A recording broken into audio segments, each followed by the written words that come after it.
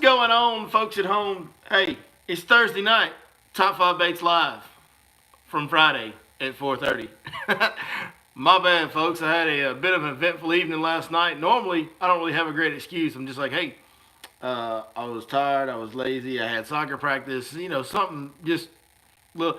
I had a daggum gallbladder attack last night. Like literally a full-on lock you down, seize you up, put you in some excruciating pain gallbladder attack, which just comes from a terrible diet. So Whataburger, I love you, but we may have to chill just a little bit. Like, I'm not saying I'm gonna get rid of you. But we might have to ease up a little bit. I don't know. Apparently, I've got to adjust my diet because that was painful. That was extremely painful. That was bad stuff last night, man. I was locked up in my chair for hours, and in some unbelievable pain. So, but it's all better now, man. It's past now. The stomach's a little uneasy today, but it's all good. So we're kicking it. I'm actually, as soon as I'm done with this, as soon as I turn this off, I'm headed straight to Lake Fork Marina for a live free seminar that you guys can come attend. So if you are in the area tonight, come over there to Lake Fork Marina. We'll be starting at 6 p.m. getting a free seminar going. Myself and David Ozio will be there as well. And we'll be talking about lipless cranking and, of course, whatever else you guys would want to talk about. We anything you guys want to answer. It's an open forum type of situation where you guys can come hang out with us and talk fishing and all that good stuff. So, Bigfoot Bass Guide said, I was the first viewer. What's my prize? I'll send you a guide trip, dog. How about that? Is that a fair prize? That's like the best prize anybody's ever gotten on this channel. Hey, let's talk about fishing. One more thing. 6 Sense Fishing. They are going crazy on the sales these days. Waterland put on a sale on their glasses that was insane, man. And you could use the code Your Lake Fork Guide 30 for a 30% discount on Waterland glasses, which are already the best value priced eyewear on the market. Like, period. It's not even close. It was insane the price you could get those Waterland glasses for. Now on 6sensefishing.com, they've got holiday bundles, and they are selling bundles of products at, I'm not, like I say often, I'm not a math major, but it looks like 35 or 40% discounts. It's like, I can't remember the exact numbers. They sent me the email. They'll be mad at me over that. I'm terrible with the details. I'm not a details guy, but it's like $130-something worth of stuff they're selling for like $89 or something crazy like that. Like just crazy discounts on these holiday bundles. So go purchase those holiday bundles and then punch in the code Your Lake Fork Guide and get 10% more off of the holiday bundle, plus anything else that you want to order while you're there. The wintertime is an outstanding time to throw hard baits. When it comes to hard baits, there's no better company on earth than 6 Sense Fishing. So highly suggest. They've got a couple different holiday bundle options that are huge discounts. So go check out 6sensefishing.com, order up those bundles, use that code, Your Lake Fork Guide, and go get some great stuff for the holidays, man. They're doing some great stuff for people to have good holiday buying opportunities. Let's talk about fishing. This is about the worst weather conditions week that you can draw up. It really is. It's very, very cold every morning. Not very warm every afternoon. Lots of wind. Lots of wind overall this week. Just nasty cold, man. Really, really cold days. Water temps plummeting. Just plummeting water temps that haven't even settled. I don't even know what to tell you they are right now because they're still moving. That makes it tough. That makes it really, really, really, really, really tough.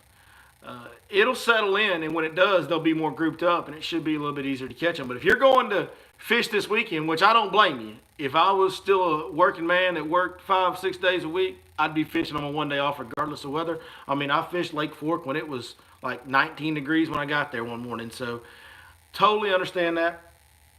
You're going to have to fish grinded out type of baits, man. You're going to have to fish hard. The good news is you might catch a big one. You get to this time of year where you might catch a big one.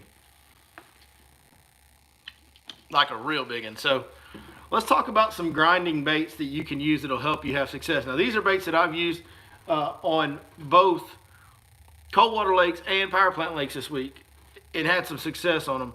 As far as the power plant lakes go, I haven't been to Welsh this week. Welsh is getting a lot of people fishing it. I don't know, man. I used to be kind of one of the only ones that was over there in the fall, and then it started getting where there was more and more people, and it's just not as fun to go over there when there's a bunch of other guides over there. I don't know why that bothers me. It just does. It doesn't. I guess It's a whole buzzard thing, but it's not like they're whole buzz. I mean, it's Lake Welsh. Everybody knows about Lake Welsh.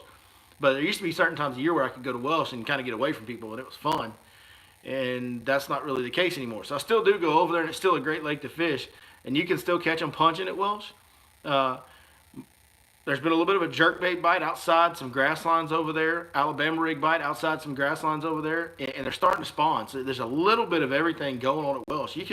I guarantee you, if you could find a day where the wind would lay down, you could go around with a wacky worm and catch 100 fish at Welsh right now. Various topwaters will work. It's a lot of good fish, and you can kind of go a lot of different ways at Welsh. Martin Creek and Brandy Branch, a little bit different scenario. They are pumping a lot right now, it seems, at Martin Creek and Brandy Branch, the little that I've been over there. Martin Creek is fishing good, like real good. Even as tough as it was this week, we were actually there yesterday, myself and David Ozio, and we were able to catch some really nice fish, a couple nice ones with lipless crankbaits, even caught a couple on frogs. Wasn't great condition for frogs, but what happens is some of that water on Martin Creek is so covered in pad stems and grass, and it's just such vast flat area that's just thick, full of stuff, that you almost can't fish anything but like a frog and a weedless swim bait or maybe a swim jig. Like, that's about all you can fish if the wind's blowing. If it's not, you can throw weightless plastics in there, but who wants to try and land fish and all that junk on weightless plastics? That's tough. So Martin Creek, man, you can catch it. I think they're spawning. It's hard to tell over there. You can't really see them where they spawn real well, sight fishing wise. If they're not spawning, they're certainly thinking about spawning, and they are in areas to be spawning. So bring your frogs, bring your swim jigs, bring your springtime baits to Martin Creek.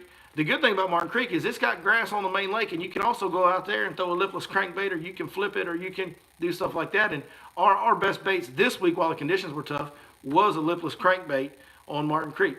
It's also, so I just see you guys asking, are we doing the seminar? Yes, seminar's still on for 6 o'clock. As soon as I turn this off, I'm getting in my truck and heading to the seminar. Me and David Ozio will be doing the seminar tonight. But other than, a brief moment yesterday when the sun came out over there at Martin Creek, we caught some on frogs and swim jigs. But other than that, our best bait was the main lake grass bite on lipless crankbaits. It was better yesterday with the cold weather we've had all week. So that being said, let's break into it. This is the lipless crankbait I've been using lately.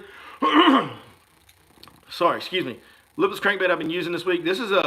I've been using a Thud, a one knocker.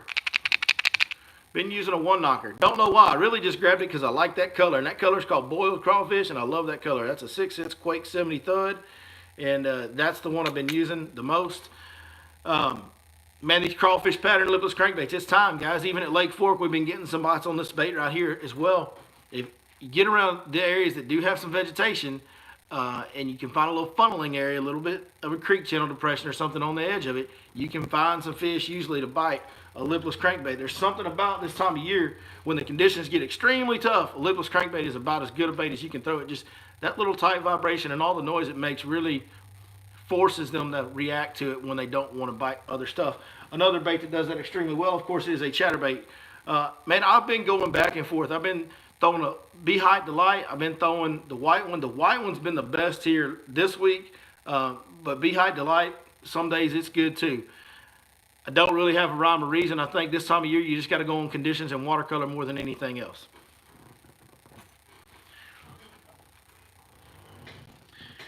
And I want to be throwing the bigger square bills. But the bottom line is the Crush 50X has a very tight wiggle.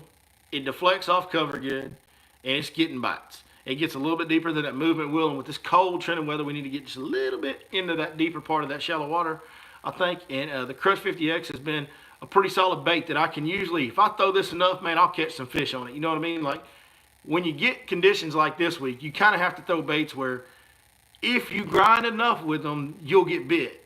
And that's what a square bill does. And just the old traditional Crush 50X, this is like, you can see kind of how big it is. It's not real big. It's like the old 1.5 series. It's about that size. But it's a bait that if you keep winding it enough, it's going to get you bit. And that's what you need.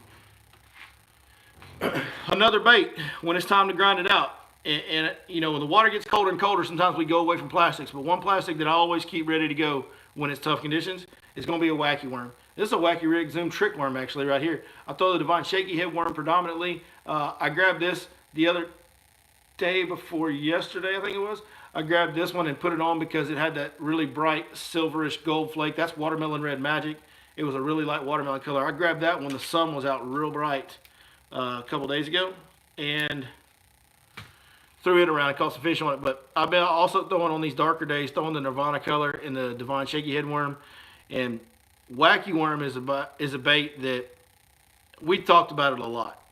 But golly, guys, when it's tough, man, there's just not a better bait. If you're confident you're around fish and you have the ability to be confident and slowing down and taking your time in an area, there's nothing better on earth than a Wacky Worm to get you a bite when it's tough.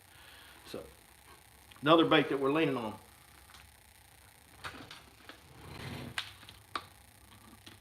One last bait for when it's tough and one last bait for when it's cold. And we've talked about this a lot, and you guys will get sick of hearing about this between now and March.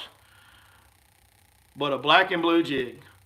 Finding those creek channels like we talked about this week. And you guys saw us catch some big fish on Monday on this black and blue jig right here. But finding them creek channels and putting that jig and just crawling through those creek channels around those root systems as slow as you can.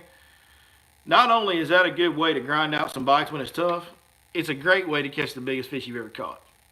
Some really big bass will bite a jig in really tough conditions in those creek channels. So that's a black and blue jig with a black with blue flake stroker crawl paired on the back of it. Money. It's money.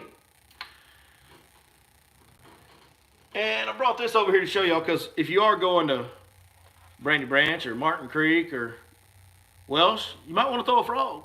Martin Creek especially, man. It's set up, some of the shallow water areas on Martin Creek are set up really well for a frog. Really, really well for a frog. This is the frog that I've been throwing that worked the best over there yesterday. This is the 6 cents Vega frog, of course. And it is the Frogville color. That has been my favorite color of all my 6 cents frogs. It's been my favorite color right there.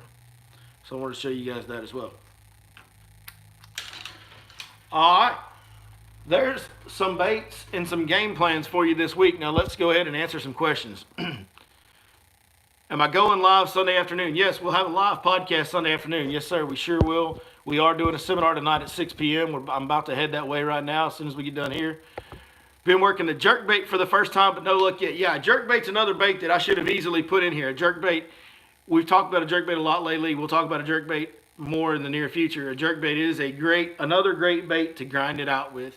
A lot of these baits, when I'm talking about these grinded out baits, whether it's a lipless crankbait, whether it's a square bill, whether it's a jerkbait, whether it's a jig, whether it's a wacky worm, a lot of it is about getting a bait in your hand that you're confident in, because when you get 5 days of cold trending water like we've had, man, you're not going to get a lot of bites. So bottom line is likely, unless you're on a power plant lake, you might. Bottom line is likely you're not going to get a lot of bites. Even on the power plant lakes, the bites are going to be less when you have that much cold trending. You have to put a bait in your hand that you'll throw for a long time, that you'll be confident that you'll fish correctly and productively and fish it to the best of its ability, so that you can capitalize on every opportunity to get a reaction strike and get it in the boat. So having confidence is something that's a big deal when it's cold, whether it's any of those baits.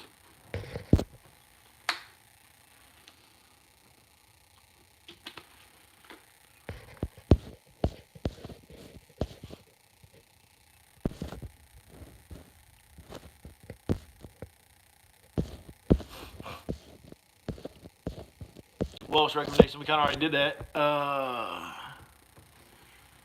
Cam says, talk for yourself, I'm catching 50 tomorrow.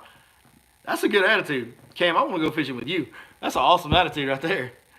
Does anybody want to go fishing tomorrow? Man, I would love to go fishing tomorrow.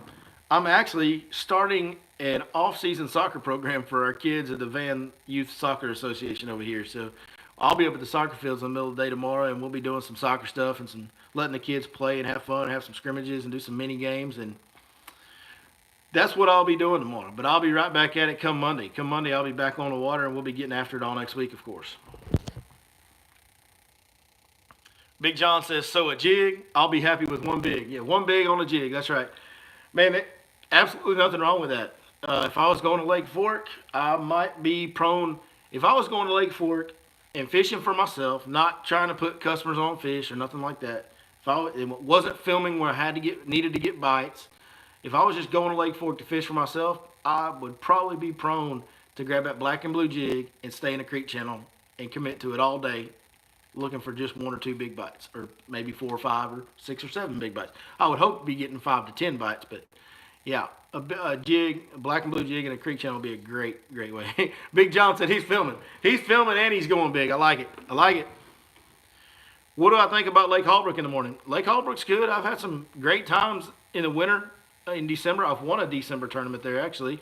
Me and Zach Watts did. Fishing from the bank on Lake Holbrook. No. Okay, it's 2 different people. My bad. Confused my deal. Lake Holbrook in the morning, I like it. If I was going to Lake Holbrook in the morning, I'd be looking for some creek channel drains, low spots. They don't really have defined creek channels as much in Lake Holbrook, but you can find some low spots. And they do have a couple creek channels, but you can find some low spots with a lot of heavy timber. I'd be focusing on those areas with a jig as well there. And if that didn't work out, I probably would take that square bill and go to beating some water, just getting after it.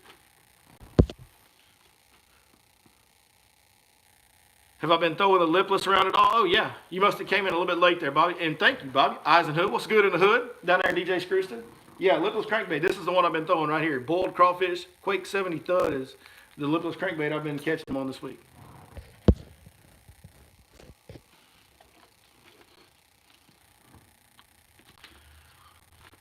Lowrance Active Target came out today. Looks pretty decent. Yeah. I mean, it did come out today. I want to wait and reserve my judgment until I see it in person. I mean, some of the pictures look pretty decent. And I got to be honest with you guys. Some of the pictures of it look like it's not nearly as good as LiveScope. I want to see it. I don't even want to make that judgment. Those are just pictures. I mean, I can take a picture of my sonar in one position and take a picture of my sonar in another position and look totally different. So I want to reserve my judgment until I get to see it in person. But it did come out today. Lowrance Active Target is available today.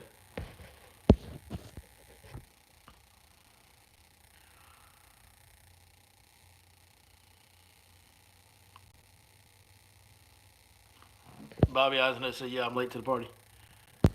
Going to Palestine and fish Saline Bay. Any tips? Yeah. Yes. Saline Bay. Jerkbait. Docks on points. If I was going to Palestine and going to Saline Bay, I'd find the docks around the points at the mouth. Throw a jerkbait around them. I'd throw a square bill. If I got in the back of the pocket around all that timber, in the very back corner back there, I'd throw a square bill a lot. And if I got around a brush pile, I'd throw a jig. My tips are going to be the same in just about any lake right now. Winter, the bait selection gets a little more simplified. There are certain baits that have qualities that draw bites from cold fish. And jerk baits, square bills, lipless crankbaits, jigs, they all do that in spades. One other bait, and I meant to show you this guys earlier. Hey, another bait that can be great, especially if you want to fish a little deeper and get around some bridge pilings and maybe some of the deeper docks and stuff like that. The old Alabama rig, man, an umbrella. Old 8-bladed Smash Tech Alabama rig with some little 3-inch swim baits on it. Dude, hey, it is definitely the time of year to throw an Alabama rig quite a bit. No liberal tears. No liberal tears on this post. That's the only reason why I came. We can do some liberal tears. Let me think for a second. I'll see if I can get I'll work a liberal tears in here before we turn it off.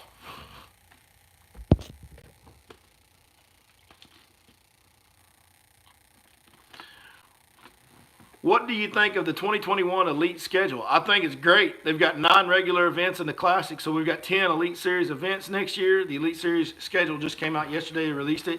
They're coming to Lake Fork April 22nd to 25th or something like that. All I can tell you is this. April 22nd is a date that sticks out in Lake Fork history for me personally, because April 22nd is the date that the 13-year-old man Brody Cohen caught a 12-pounder in my boat. That was on April 22nd a couple of years ago. Maybe, was it 2018, I think it was? Yeah. So April 22nd is a special day in my memory for Lake Fork. I don't know why that sticks in my head. Probably because my oldest son's birthday is April 20th, so I always tend to remember things around that. But, yeah. I love the time of year they're coming to Lake Fork. Of course, that was the first thing that stuck out to me is they're coming in April. There's going to be some sight fishing. There's going to be some shallow point fishing. There's going to be some frog fishing, like... There's not going to be a lot of offshore structures. Somebody will go out there and catch some deep fish, because there's always some, and some of those guys just, that's how they want to do it. That's how they fish. But it's predominantly going to be a shallow water fishing extravaganza with a lot of fish on the bank. and a lot of bigs and maybe some big swim baits going down, and a lot of different ways to catch them. When you give those guys a variety of ways to catch them, it's going to be fun, fun, fun. The rest of the schedule I really, really like. Florida in early February, that's kind of a staple for them at this point. St. Johns River, they love going there. They've been there a bunch. What else was it that I saw? They've got a Alabama swing in May and June, which is going to be very good, very good. A lot of those Tennessee River lakes, or river channel lakes, Alabama River, Tennessee River, those river channel lakes with current and ledges in May and June, that's going to be a whack fest there. That should be great. So Guntersville, Pickwick, and there was one other I can't remember that they're going to over there during that time. So it's a great schedule. Ray Roberts at the end of March for the Classic, man, they might catch a giant. Ray Roberts has some really big fish in it. Somebody might roll up on a couple of really, really big ones in that Ray Roberts Classic. I would be very much looking forward to watching that as well.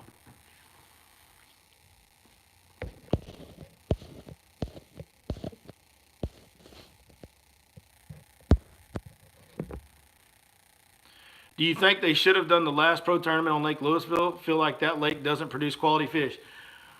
Okay. I hear you, Anthony Carbajal. I hear you there. Lake Louisville has a reputation for not being a great lake. My synopsis on Lake Louisville is that it does have quality fish. It just doesn't have a very good population. And if you look at what happened in that tournament, our boy Brandon Dillard, friend of the channel, personal friend of mine, caught like 25 pounds on the first day. Had an 8-pounder. So he still had 16 pounds on 4 fish after that, like a 4-pound average. Like, he caught some bigs. Lake Louisville does have big fish in it. Once upon a time, Kevin Van Dam caught his personal best in a Bassmaster Top 100 there. It does kick out some quality fish. It just doesn't always have the population.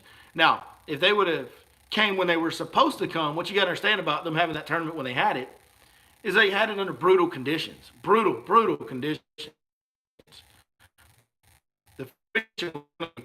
If they would have had that tournament earlier in the year when they were supposed to, the weights would have been much better. You would have probably seen something close to over 3 days, 50 to 60 pounds, close to a 20-pound average, an 18-pound average, something like that probably would have taken to win. There's nothing wrong with that. That's good. So Lake Louisville, I don't think Lake Louisville is for that level of tournament fishing, I don't think it's a bad lake for them to go to because it does have big fish. Absolutely, it has really big fish. And it being tough to catch fish on is not a bad thing when you're testing the best fishermen on earth. That can be interesting to me. But they drew a bad luck draw having to reschedule everything because of the world this year. And then they drew a bad luck draw with the conditions they got the week that they were there. It's going to happen. So.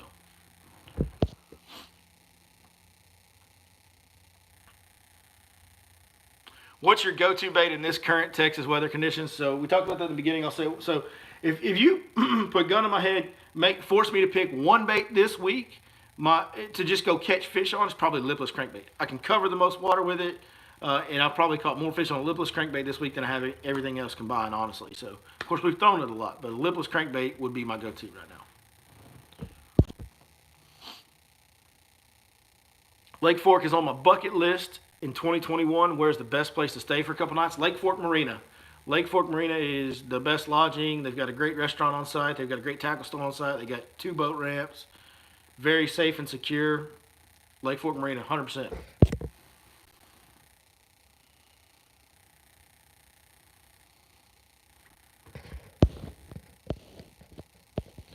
Spencer Smith says, custom painting hard baits next couple of months. If you're interested, let me know. No charge.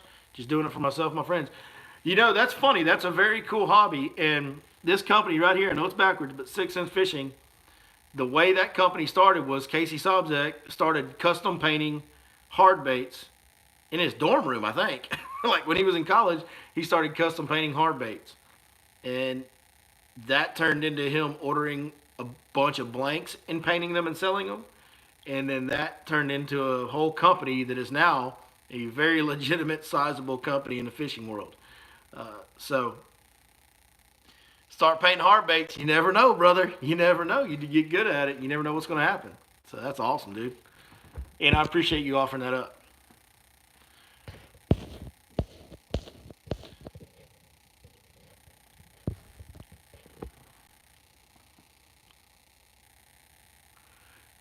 Well, there's a guy with a Japanese name. Japanese Joe, apparently. It says Joe at the end of his name, so we'll call him Japanese Joe. Thanks for sharing all your knowledge about fishing. Been trying to apply your creek channel fishing tips here on Chickamauga, the Chick. That's a great lake. Found a ton of bait in every creek channel bend in a creek, but no luck. Tips? Question mark. First tip would be stick with it.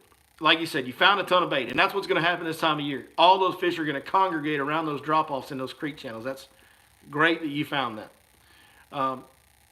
But stick with it. It's like anything else when we're new to a certain style of fishing. It's going to take you some time to start understanding how to get those bites. It's like the first time, I hear people all the time that are, they don't catch them that good on a jig. They don't have confidence in a jig. And then they get a bite or two on a jig, and then all of a sudden they catch more on a jig. It's just the nature of fishing. I went through it. We all go through it. Fishing those creek channels during a cold, tough time of year is no different. You need to stick with it. Tips would be slow down. When you get around those high percentage areas, the best bends that you found with the steepest drop-offs and the sharpest bend, and it's got the most bait in it. When you get around those high percentage areas, slow down. Slow down. Other than that, man, just be really, really proficient at getting your bait in and out of those root systems. Find the ones that have the most heavy cover on them and put your bait in that heavy cover. When it's cold, those fish are going to hug tight to that heavy cover.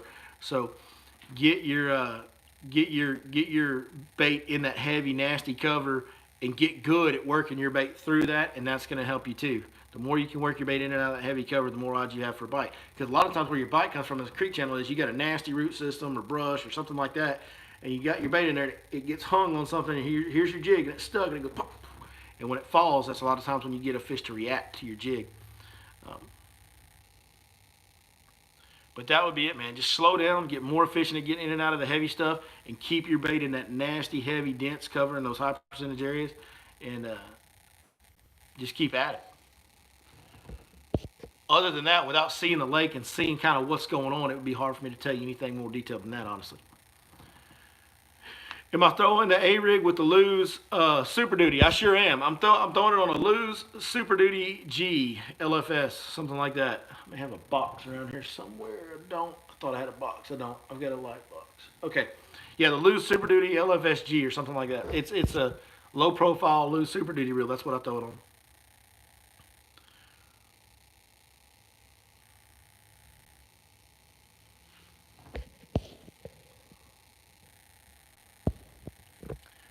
Lipless at both normal and plant lake for weekend. Man, it's going to depend on which one you go to. Wells, not so much.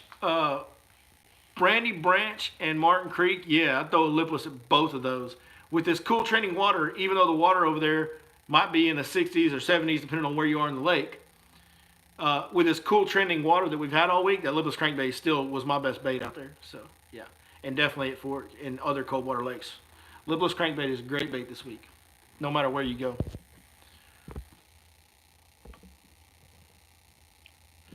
Does your FXR porpoise at low speeds? If you have it trimmed up, it will.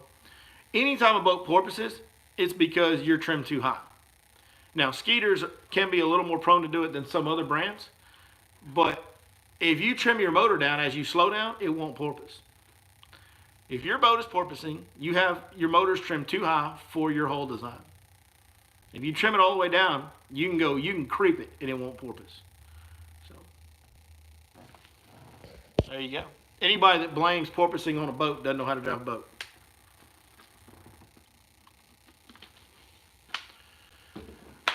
All right, guys, I'm going to get off here. I got to go run and do a seminar. Man, if y'all are in the area, please come see us at Lake Fork Marina at 6 p.m. We'll be getting cranked up. I'm on a beat feed up there right now, me and David Ozio.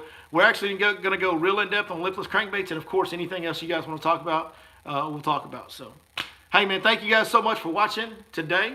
Sorry I didn't get y'all last night. The gallbladder attack got me, dude. I thought I was dying. I didn't know what was going on. But we're still here. We survived it, and we move forward. That's what we do. Thank you guys so very much for everything y'all have done for me and everything you continue to do for me. And we'll see you next time right here on your Lake Fork Guide.